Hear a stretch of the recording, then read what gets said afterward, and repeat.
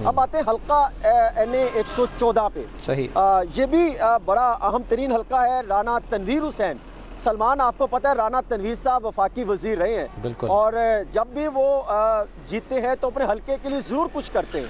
मैं उनके हल्के का विज़िट कर रहा था तो लोग बता रहे थे यहाँ पे तालीम के काम हुए, हेल्थ का काम हुआ, यूनिवर्सिटी के लिए बहुत ज़्यादा उन्होंने कोशिश की और भरपूर तरीके से। फिर कैडेट कॉलेज के लिए उन्होंने भरपूर काम किया, दानिश स्कूल यहाँ पर लेकर आए, कुछ काम उन्होंने किए हैं। 8 में भी ये जीते थे, 13 में भी राना तनवीर साहब जीते और 18 में उनका मुकाबला काफ़ी टफ हो गया था, लेकिन वो 99,000 वोट लेकर जीते थे और अली असगर साहब जो हैं वो PTI के 74,000 वोट ले सके थे।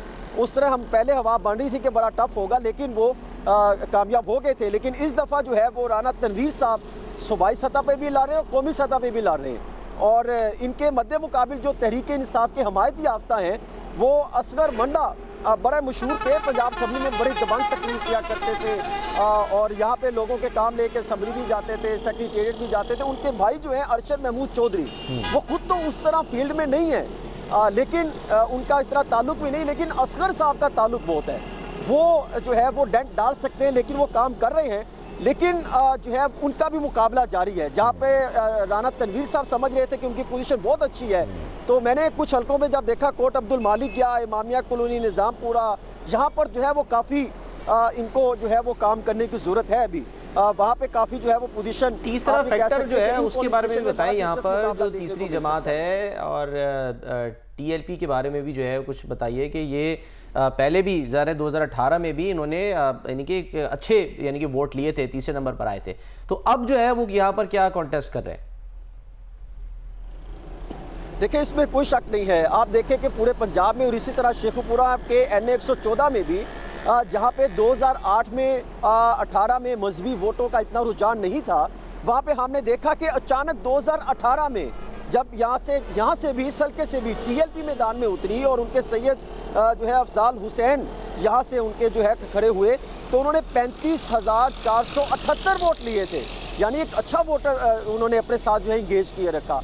अब भी वो काम करते दिखाई दे रहे हैं। इनके जो हमायत याफ्ता हैं, जो TLP ने अपना खड़ा किया है, वो काम कर रहे हैं। मैंने देखा है कई हलकों में वो डोर टू डोर कैंपेन कर रहे हैं, जिस तरह हमने कई और हलकों में भी देखा था। अच्छा इसी तरह आ जाते हैं NA 115 में। ठीक है ये हसन, इससे पहले कि हम आगे बढ़ें तो दूसरे हलके की बात करें, आप ये बताइए कि आपने लाहौर में भी कल सारी डिटेल्स हमें दी, यहाँ का मिजाज भी आपने देखा, दोनों शहरों का अगर आप कंपैरिजन करें कि सियासी मिजाज में क्या फ़र्क है, शेखुपुरा की क्या इनफरादियत है, लाहौर से कैसे मुख्तलिफ है, अगर हम सियासत की बात करें?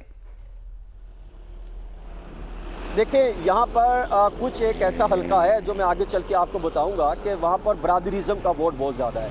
अब लाहौर में मैं ये समझता हूँ कि बरादरीज़म का वोट जो है वो तकसीम हो गया। वो अगर आप आग पीछे चले जाए ना, आज से 2-3 इलेक्शन पहले, तो लाहौर का वोटर जो है वो तकसीम हो गया। वो शहरी वोटर है वो किसी और अब रंग में डलता दिखाई दिया। अब और जो शेखुपुरा का है, यहाँ पे इसका मजाज कुछ और है। ये कुछ जो है ये तो कुछ पुराने सियासतदानों को सपोर्ट करते हैं। तकसीम से बाद जो है तकसीम के बाद वालों से पूछेंगे तो वो उसको अपने तौर पे ये कहेंगे कि जी वो शऊर आ गया यानी वो एक खास जाहिर सी बात है कि जो एक वोटर है वो ये कहता है कि शऊर आ गया।